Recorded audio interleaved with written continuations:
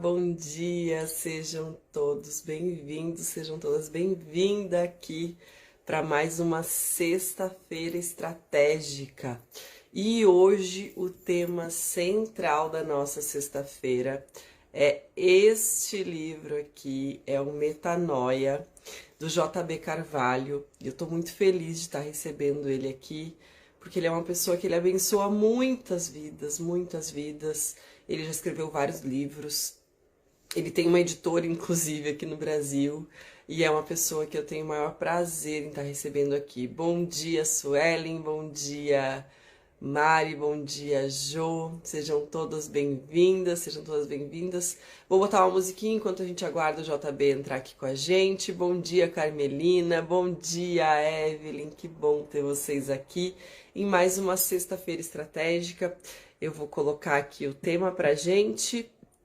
E enquanto isso, eu vou pedindo para vocês convidarem mais pessoas que possam aí estar disponível nesse horário para a gente fazer uma linda live juntos. Bom dia, Michele. Aqui, ó, a chave está em sua mente. JB, gratas, gratíssimas pela tua presença, pela sua vida, pelo trabalho que você faz para transformar o mundo em um lugar melhor para nós, para os nossos filhos e para toda a humanidade. Então, queremos desde já te agradecer por isso. Alegria minha de estar com você. Estou muito empolgado com tudo, apesar de todos os momentos.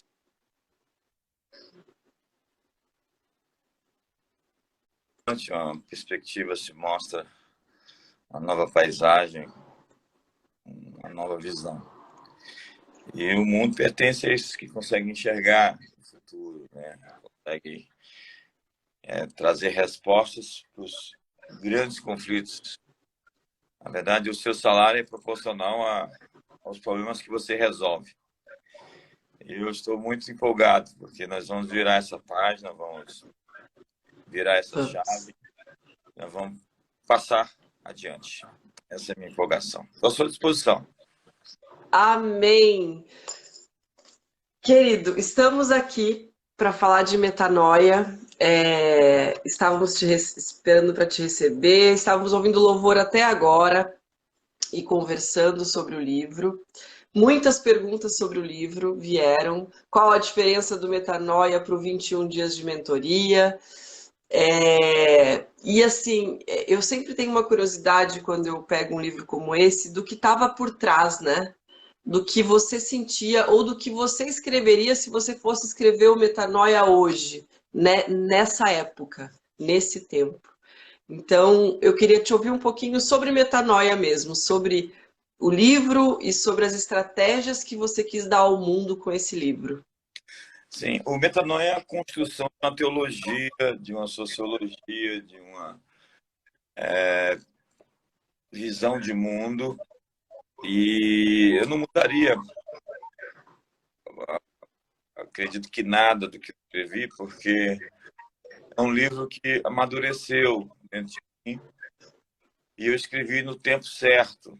Eu tenho outros livros que eu escrevi que eu mudaria algumas coisas, mas o metanoia não.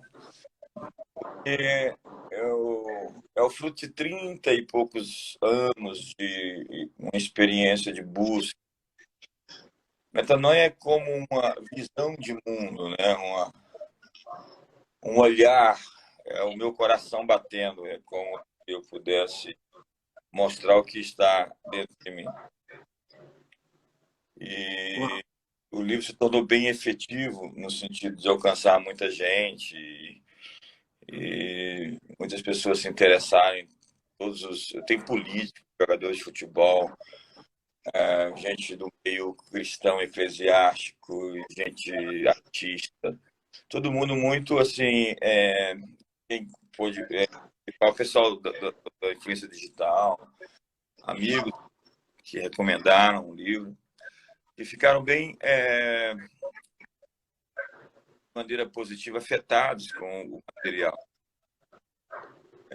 Porque é o que eu consegui traduzir do que para as pessoas. Eu acho que todas as vezes que qualquer pessoa consegue traduzir o que ela tem dela, ela vai dar algum tipo de contribuição para o mundo.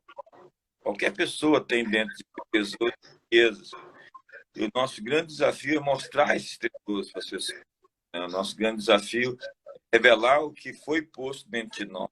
E todos nós temos dons, todos nós temos habilidades, todos nós temos capacidades dormentes, latentes, presentes, contudo, precisam ser explorados, que precisam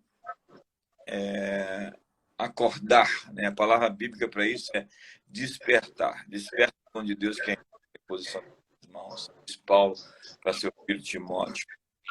Então, eu entendo que eu consegui traduzir o que tinha dentro de mim.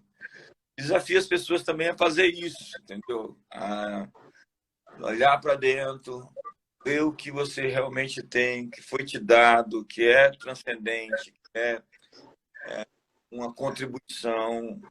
Deus nos fez assim. O que nós precisamos está nos outros. E nós precisamos realmente, de alguma maneira, liberar esses nós, precisam ser desfeitos, a fim de que o presente de Deus dentro das pessoas possa nos afetar, nos abençoar. E é isso. Eu não mudaria o que foi escrito, porque ele foi escrito com muito tempo de maturação, de preparação, e foi o tempo certo de escrever o livro. A diferença entre o primeiro Metanoia e o segundo é que o primeiro faz parte de um arcabouço visionário, teológico, sociológico, uma perspectiva, uma projeção sobre o futuro. É um livro futurista também, né? Que fala do passado, mas eu creio muito no futuro, né? Essa ideia do futuro vir até nós. E a maneira como você vive hoje, de certa forma, olhando para o futuro, ela determina o seu estilo de vida. O futuro afeta o presente, no sentido de que quando você tem uma perspectiva futura, isso afeta a maneira como você vive no mundo. Então, o primeiro é isso, é um livro que propõe um olhar para o futuro, né? Com o conhecimento dos contextos do passado e do presente, porque tudo tem contexto. Você não pode chegar no futuro sem o contexto do futuro. Eu estou aqui com um telefone, é um iPhone, mas se eu não tivesse uma energia elétrica, se não existisse carregador de telefone, esse aparelho seria totalmente inútil. Ele precisa de contexto para existir nessa época. Se ele fosse essa grande descoberta, que é o smartphone, e não existia energia elétrica ainda, nem tampouco um carregador e outros dispositivos, e a internet, a gente nem está falando. Então, você precisa chegar no futuro com contexto, e para isso você não pode queimar etapas, você tem que seguir o processo, sabe? O processo é importante, às vezes ele é às vezes ele é desafiador, você queria chegar mais rápido.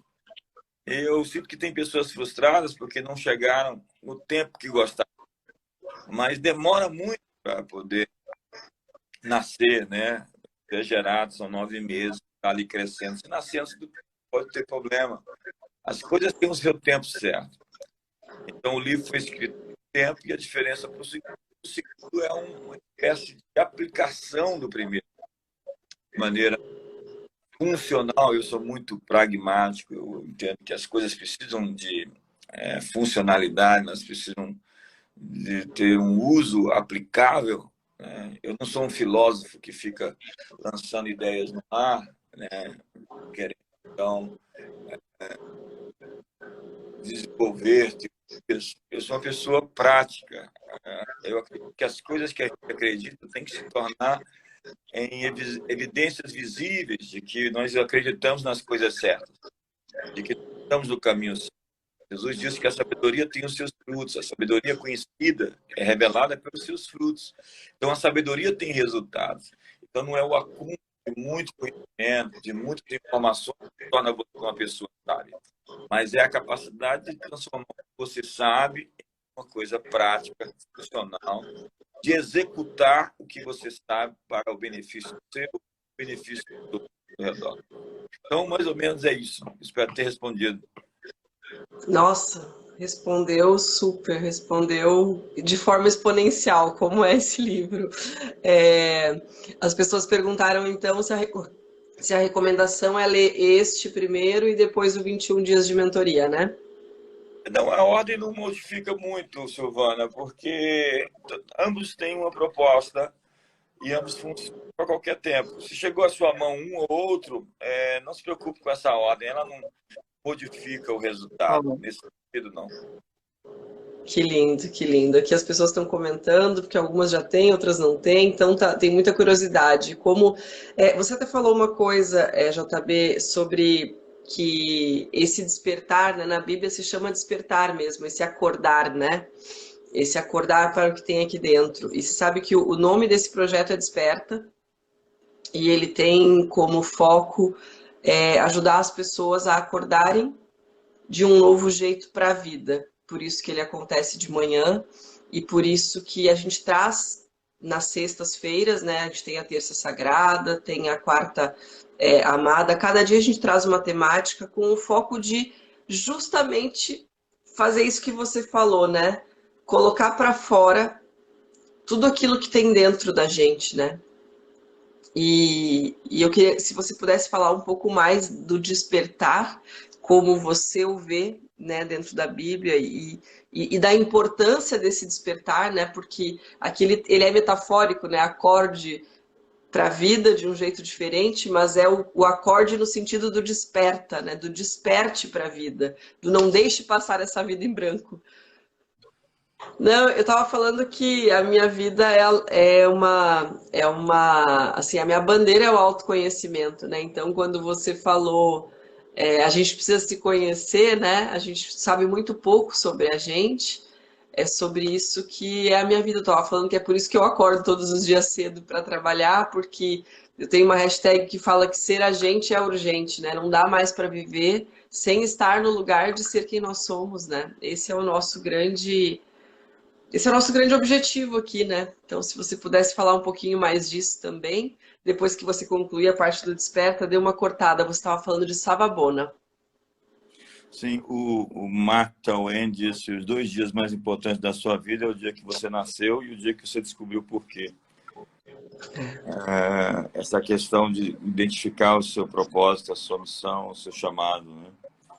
E você só vai conseguir fazer isso quando você desperta, né? Quando você acorda, quando você sai das sombras, você aparece. Tudo que a gente precisa ver é você de verdade. Não a imitação de alguém, não uma caricatura, não um ator representando um papel. As pessoas perdem tanto tempo fazendo essas coisas, mas a beleza está em ser você, né? Quando você é Hum, você, toda a contribuição que você pode dar para o mundo é ser você. E você tem uma contribuição singular, né? O princípio da raridade. Uma pedra é cara porque ela é rara. Por ser rara, ela tem valor. Você não é somente raro, né? Você é único, não existe outro você, não existe um clone, uma cópia, uma xerox. Deus fez você e quebrou a forma.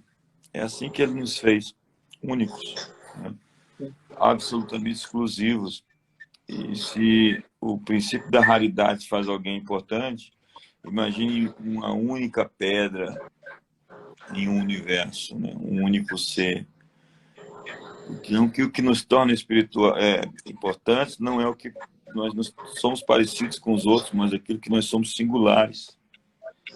E somos feitos assim, de maneira que singular, profundo. nossa batida cardíaca, do olho, nosso código genético. É incrível como Deus ele foi capaz de fazer pessoas tão distintas, diferentes e complementares, né? O diferente não é ruim, ele é complementar. E ao despertar o que há dentro de você, e esse texto sempre está presente ali nas escrituras, em tantos textos, você começa a ver-se, e tudo que você precisa é ver-se, né? E eu falando de Savabona, que significa ao te ver, eu te dou existência. Ao ver, ao te ver, eu te dou existência, que significa Savabona. está dando à pessoa uma visão de si mesma que ela não tinha. O meu globo ocular, olhar para você, está te dando uma visão de si mesma que você não tinha antes. Está mostrando para você coisas sobre você que você não sabia. Isso é que um líder faz. Isso é que uma mãe faz. Isso é que um pai faz. Isso é que um desenvolvedor de pessoas faz. Ele mostra às pessoas quem são, né? Ainda que elas não tenham visto. Ao te ver, eu te dou existência. Não é que eu dê existência a ninguém, eu não sou Deus. Mas eu mostro a essa pessoa quem ela é em algum aspecto que ela ainda não se viu. Eu gosto do espelho, sabe? O espelho me ensina muitas lições. Me ensina lições sobre mortalidade, me ensina lições sobre o tempo, me ensina lições sobre tantas coisas. Eu tenho uma mensagem num livro que eu falei sobre o espelho. Mas, voltando ao ponto sobre despertar, eu tive um mentor por 25 anos, foi meu amigo pessoal nos últimos 4 anos da vida dele. Ele morreu em 2014 num acidente aéreo e eu li tudo que ele escreveu, eu ouvi tudo que ele falou. Eu acompanhei bem de perto, se tornou uma pessoa bem próxima minha, na minha mesa. E ele dizia: o lugar mais rico do mundo não é o Fort Knox, nem os campos de diamantes da África do Sul, nem o Wall Street. O lugar mais rico do mundo é o cemitério, porque ali estão os sonhos que não foram vividos, os livros que não foram escritos, os prédios que não foram construídos, as canções que não foram cantadas, os poemas que não foram recitados, as empresas, igrejas, organizações que não foram fundadas. E ele dizia: a maior tragédia da vida do ser humano é morrer cheio das coisas que foram colocadas dentro dele. Os tesouros existem dentro dele. E ele não foi capaz de traduzir isso, trazendo a realização, a materialização, a molecularização, a substanciação dessas coisas, por algum motivo. Então a vida se torna um desperdício quando você começa a jogar fora as oportunidades, os dons, não desenvolver, não acordar, não despertar. E é incrível porque dentro de uma semente é uma floresta. Dentro de uma semente é uma árvore com outras sementes, com outros frutos, com outras árvores. Dentro de um peixe há um cardume. Dentro de um homem há uma nação. Todos nós viemos de um pai primordial. Você pode até discutir quem foi Adão e Eva, como alguns querem criticar aqui, não essa teologia liberal, mas nós viemos de um casal primitivo. Dentro deles estavam todos nós, os quase 8 bilhões de habitantes desse planeta, estavam dentro de uma pessoa. E a pergunta é: o que está dentro de você, né? O que existe dentro de nós? O ser humano é como se o mundo interior do ser humano é como se fosse um universo à parte. Tão extenso como a Via Láctea, com zilhões de andares, muitos quartos, e há tantos quartinhos escuros que precisam de iluminação. É a verdade que nos liberta, por isso a gente não pode temer a verdade. Intimidade é uma palavra que significa chegar bem perto para ver o que está lá dentro. E a gente precisa de relacionamentos viscerais, relacionamentos reais, relacionamentos profundos, que tragam para fora aquilo que nós temos dentro de nós. É por meio de relacionamentos, como eu te disse, Deus colocou dentro das outras pessoas o que eu preciso. E se eu não for capaz de me relacionar com essas pessoas de maneira saudável, de maneira honrosa, eu nunca vou obter delas o que existe dentro delas, posto por Deus para me abençoar. Você está a 4 portas do homem mais importante do mundo hoje, o presidente americano. Então você conhece alguém que conhece alguém que conhece alguém que conhece alguém que conhece o presidente americano. Então você está a 4 pessoas do homem mais poderoso do mundo. E relacionamentos é isso, né? é o que te leva para a próxima fase. Você precisa de pessoas. O sucesso é feito de pessoas. O Jim Collins, que é professor da West Point, autor best-seller, você tem ideia, ele cobra 100 mil dólares para falar uma hora, 85 mil dólares. E ele tem uma fila de 19, de cada 20 convites ele dispensa 19. Ele escreveu Do Bom ao Melhor, Porque as Gigantes Caem, Empresas que Vencem. Ele é um autor para as grandes corporações do mundo estudam ele. E ele disse, as pessoas dizem por aí que as pessoas são o grande patrimônio de uma organização, de uma igreja, de uma empresa. Ele disse, isso está errado. Não são as pessoas que é o grande patrimônio, são as pessoas certas. Nós precisamos das pessoas certas ao nosso redor. Eu estou em Brasília e eu sei porque muitos políticos não funcionam, magistrados não funcionam, líderes organizacionais não funcionam, porque lhes falta equipe, lhes falta staff, lhes falta as pessoas certas nos pontos certos. Quando nós formos capazes de nos juntar àqueles que têm a mesma missão do que nós, quando nós identificarmos as pessoas do nosso destino, as pessoas do nosso futuro, e compormos essa equipe, nós vamos ser muito mais efetivos, porque sozinho você vai rápido, mas juntos nós vamos mais longe. Você pode ir até mais rápido sozinho, mas você não vai longe. E tudo que a gente precisa entender é a questão crítica dos relacionamentos. Relacionamentos, eles definem, eles não têm neutralidade, né? E eu falo isso em todas as esferas, né? Pessoas vêm contribuir e algumas vêm retirar. Obviamente que a gente tem que influenciar todo mundo, tem que amar todo mundo, mas intimidade você desenvolve com pessoas certas. Jesus tinha 70 pessoas que o acompanhavam, tinha uma grande multidão, ele tinha 12 discípulos, ele tinha 3, ele tinha 1. Então nós precisamos de esses componentes fundamentais para o nosso sucesso, que são pessoas. Mas como diz o Jim Collins, as pessoas certas. Uau!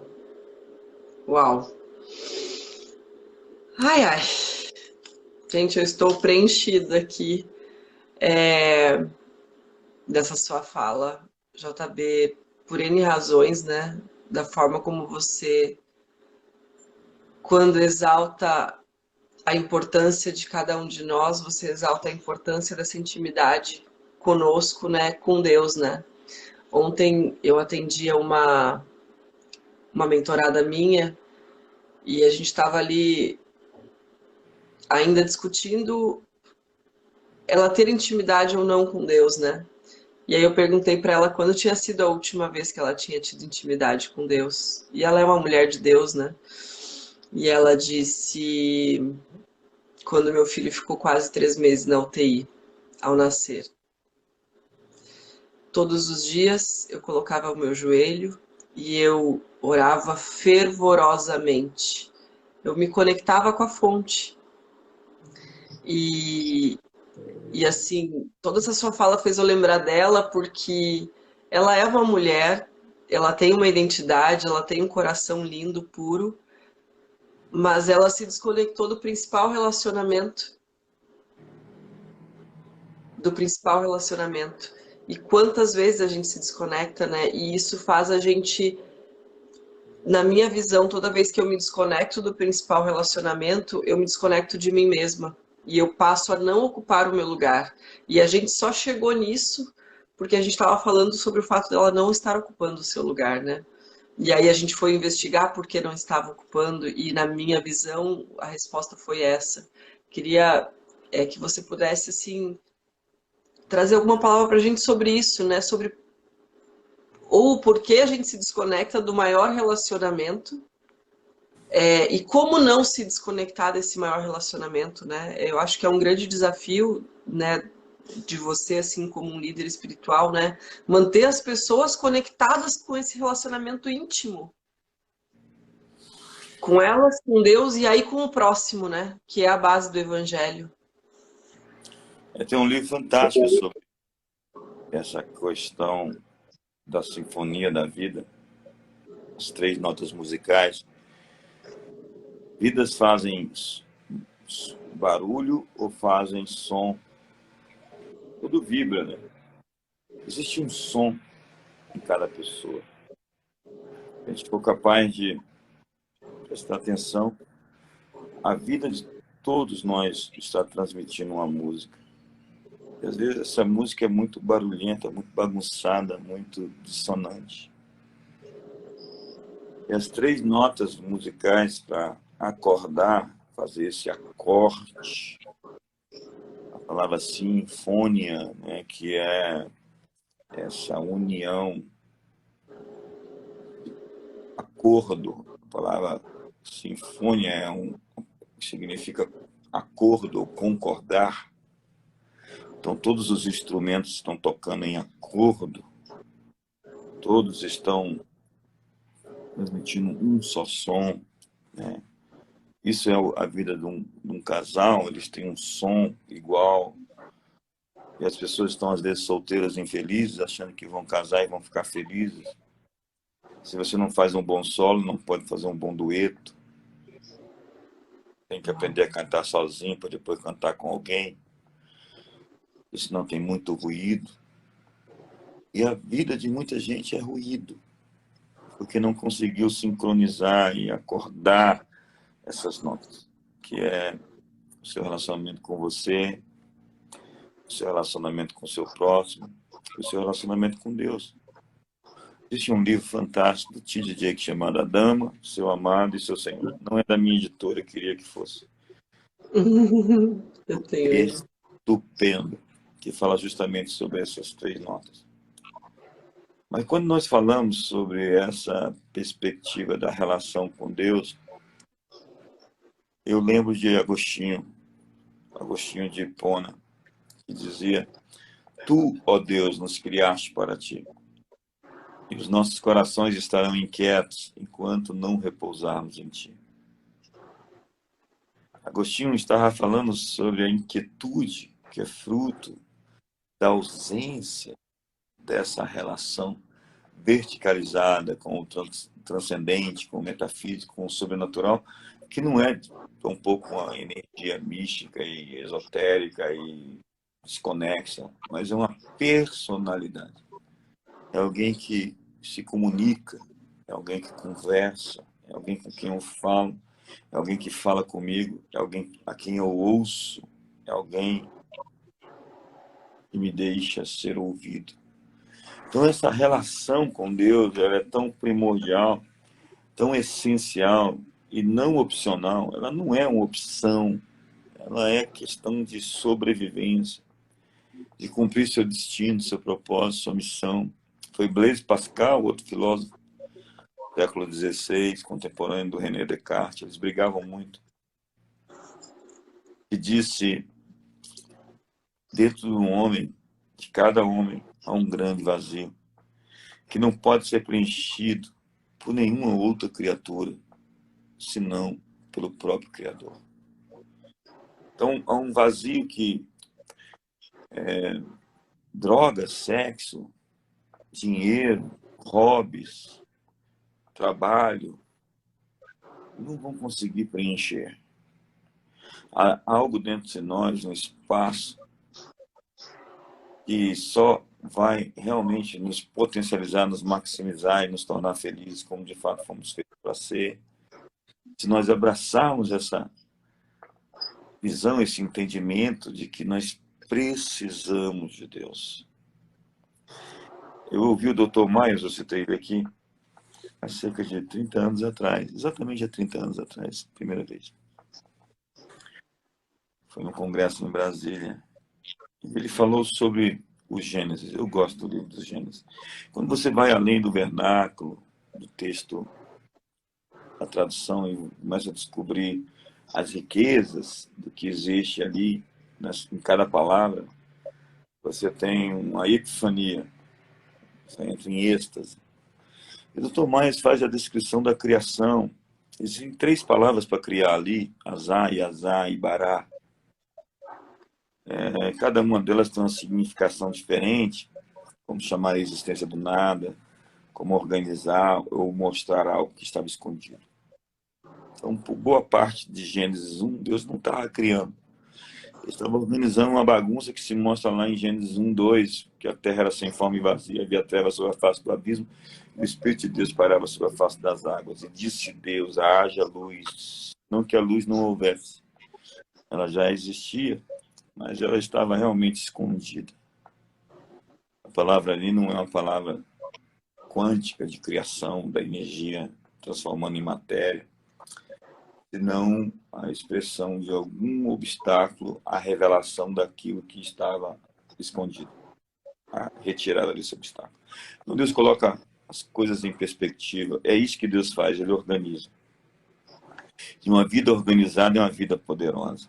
Aquele que ordena o seu caminho verá a bênção do Senhor. Tem muitas pessoas com a vida bagunçada em todos os sentidos, financeiramente, continuam gastando, emocionalmente, continuam se relacionando com pessoas em alta manutenção, onde se desgastam, não pode ficar sozinhas um tempo.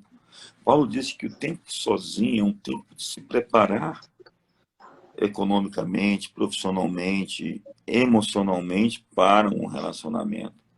Então é importante ter esse tempo sozinho, solteiro, solteira, a fim de ser equipado para quando assim estiver casado.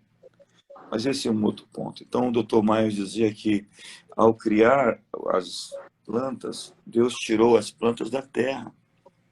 Foi assim que Deus fez. Ele tira de algo algo. Deus cria de um elemento existente outro elemento. Então ele faz as sementes e as plantas a partir da terra. E as plantas não sobrevivem fora da terra, elas precisam estar sendo alimentadas por aquilo que existe na terra. Então o elemento criado de algo fica dependente do elemento original. As plantas são dependentes da terra, assim como os peixes que foram tirados da água e da terra, eles são feitos de água e de terra, eles não sobrevivem sem água e tampouco sem terra, que é o que eles se alimentam de outras coisas, como plantas e também animais que são feitos de pó. Essa coisa de que fomos feitos do pó é a verdade científica e bíblica de que nós temos todos os elementos do nosso corpo que foram retirados da terra. Nós somos pó de estrelas, dizia o Carl Sagan.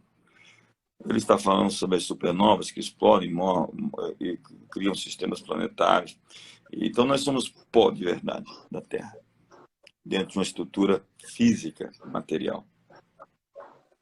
E os animais também foram feitos da Terra e ficam dependentes da Terra para poder sobreviver. Eles precisam se alimentar desses elementos que saem da Terra. Nós vivemos no planeta Terra.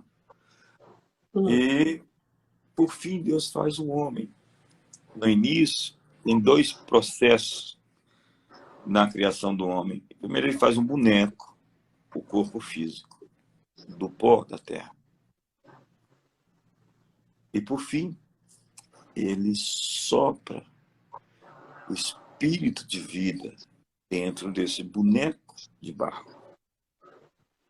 Nós somos, em parte, feitos desse elemento que saiu da terra, mas existe um outro elemento que foi o sopro de Deus que nos deu a vida dentro desse boneco. Tanto que o sopro, o espírito sai do corpo, o corpo morre.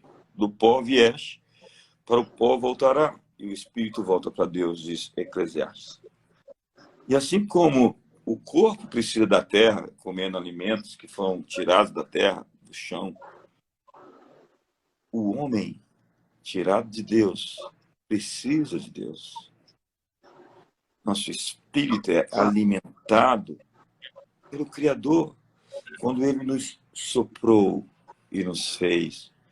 Nós fomos tirados dele para sermos seus filhos e precisamos retornar a ele.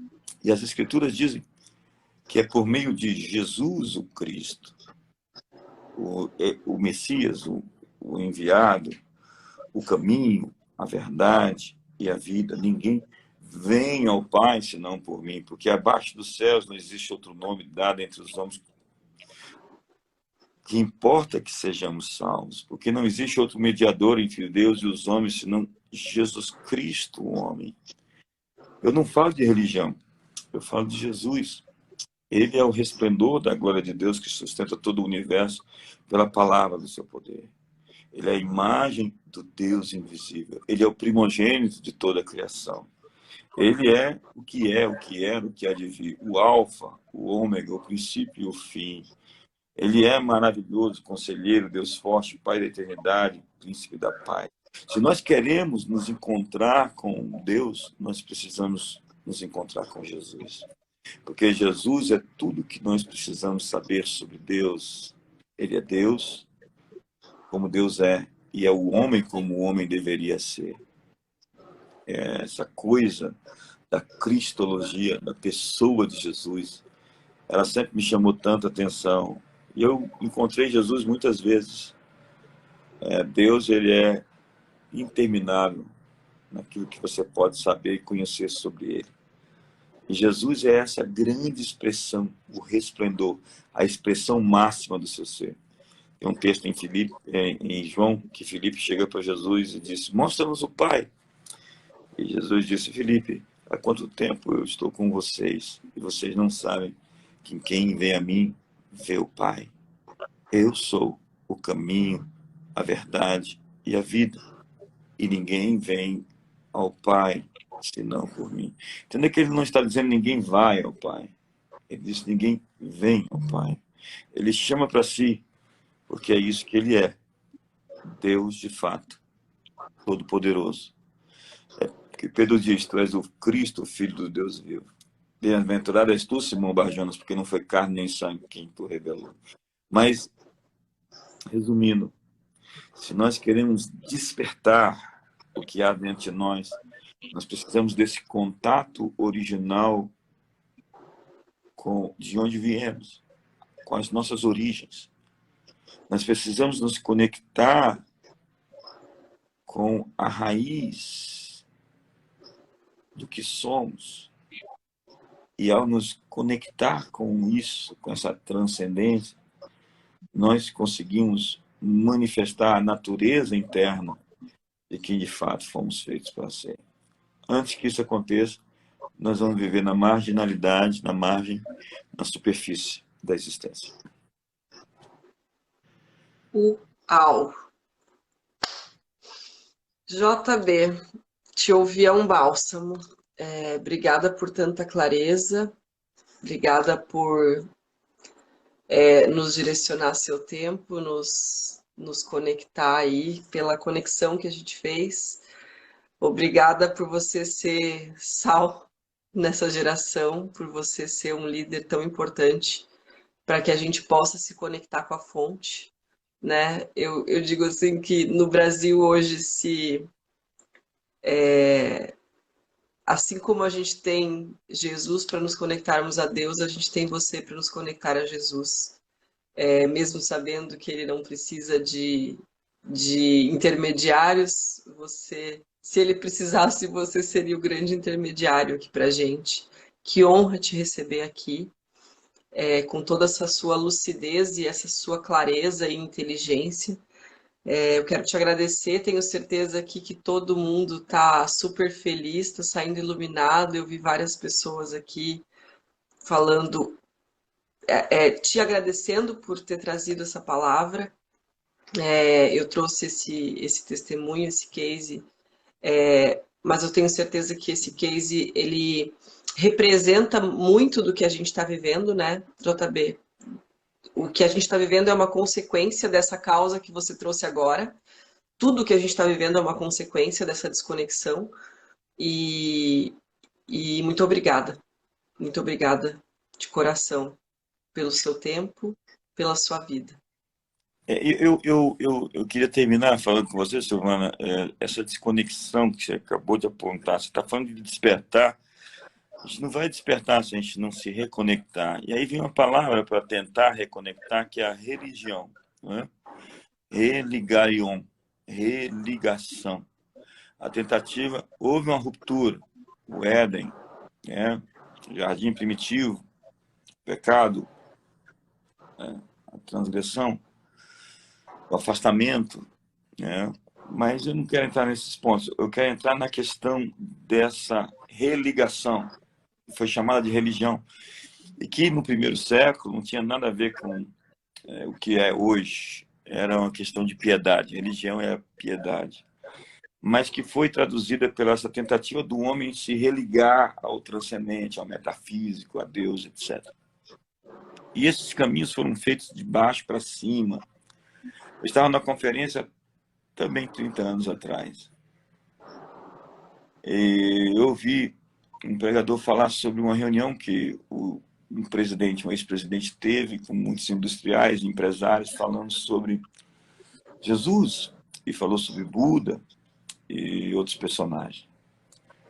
E ele comparou Jesus a Buda e perguntou para um pastor que estava ali, de tantas aquelas pessoas, e o pastor disse: agora o que eu faço? Não posso falar mal da crença e da fé das pessoas, mas como responder ao colocar Jesus no mesmo patamar, no mesmo nível que Buda?